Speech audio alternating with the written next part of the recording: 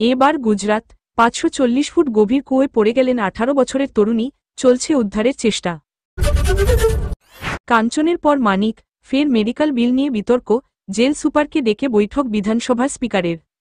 নমস্কার, আপনারা দেখছেন মুর্শিদাবাদ নিউজ সংবাদ। আজকে তাজা কয়েকটি খবর। স্থানীয় সূত্রে জানা গিয়েছে, ওই তরুণীরা পরিবার পরিযায়ী শ্রমিক। রাজস্থান থেকে কাজের সূত্রে সপরিবার গুজরাতে এসেছিলেন তারা। সোমবার ভোরে কোনোভাবে পা পিছলে ওই তরুণী কুয়োয় পড়ে যান। রাজস্থানের পর গুজরাত ৫৪০ ফুট গভীর কুয়োয় পড়ে গেলেন বছর ১৮ তরুণী। সোমবার সকালে গুজরাতে কচ্ছ জেলার ভুজ তালুকের কান্দেরাই গ্রামে ঘটনাটি ঘটেছে। ভুজের উপজেলা শাসক এবি যাদব জানিয়েছেন, ওই তরুণী কুয়োর ৪৯০ ফুট গভীরে আটকে রয়েছেন। তাকে কুয়ো থেকে তুলতে তৎপরতার সঙ্গে শুরু হয়েছে উদ্ধার কাজ। সোমবার ভোর ৬:৩০ নাগাদ ঘটনাটি ঘটে। স্থানীয় সূত্রে জানা গিয়েছে, ওই তরুণীরা পরিবার পরিযায়ী শ্রমিক। রাজস্থান থেকে কাজের সূত্রে সপরিবার গুজরাতে এসেছিলেন তারা। সোমবার ভোরে কোনোভাবে পা পিছলে ওই তরুণী কুয়োয় পড়ে যান। কিছুক্ষণ পর বিষয়টি জানতে পারেন মেয়েটির পরিবার, শুরু হয় উদ্ধার কাজ। ক্যামেরার সাহায্যে কুয়োর ভিতরে মেয়েটির গতিবিধি বোঝার চেষ্টা চলছে। নলের সাহায্যে পাঠানো হয়েছে অক্সিজেনও, তবে উদ্ধারকারীরা জানিয়েছেন, কুয়োর ভিতরে কোনোরকম নড়াচড়া টের পাওয়া যাচ্ছে না। ওই তরুণী বেঁচে আছেন কি না, তা নিয়েও ধন্দে তারা। এলাকায় পৌঁছেছে সীমান্তরক্ষী বাহিনী, বিএসএফ এবং জাতীয় বিপর্যয় মোকাবিলা দল, এনডিআরএফ। উদ্ধার কাজে হাত লাগিয়েছে তারাও।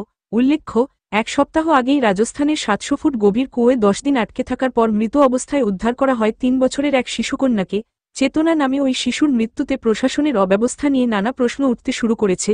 বেআইনিভাবে গভীর কুয়ো খনন এবং তার রক্ষণাবেক্ষণের অভাব নিয়ে প্রশাসনকে দোষেছেন অনেকে।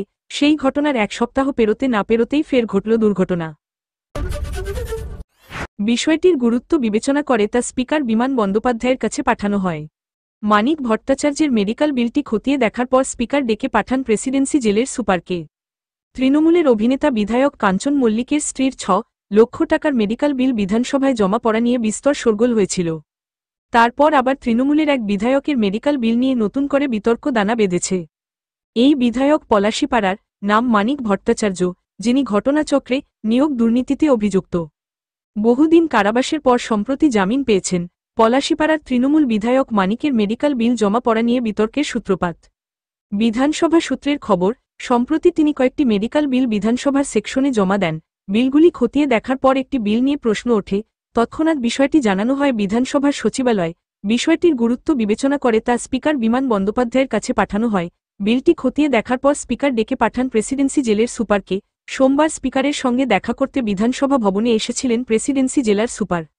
স্পিকারের সঙ্গে দীর্ঘক্ষণ বৈঠকের পর নিঃশব্দে বিধানসভা ছাড়েন ওই আধিকারিক। কিন্তু কী কারণে জেল সুপারকে বিধানসভায় ডাকা হয়েছিল, তা নিয়ে খুলতে চাননি বিধানসভা স্পিকার বিমান। তবে বিধানসভা সূত্রের খবর, বিধায়ক মানিক যে সব বিল বিধানসভায় জমা দিয়েছিলেন, তার একটি হল তার কারাবন্দী থাকাকালীন সময়ের। নিয়মানুযায়ী, কোনো বন্দী জেলে থাকাকালীন তার চিকিৎসার যাবতীয় দায়ভার জেল কর্তৃপক্ষেরই। তাই সেই সময় জেলে কোনো চিকিৎসা হলে তা বহন করার দায় অন্য কারো নেই।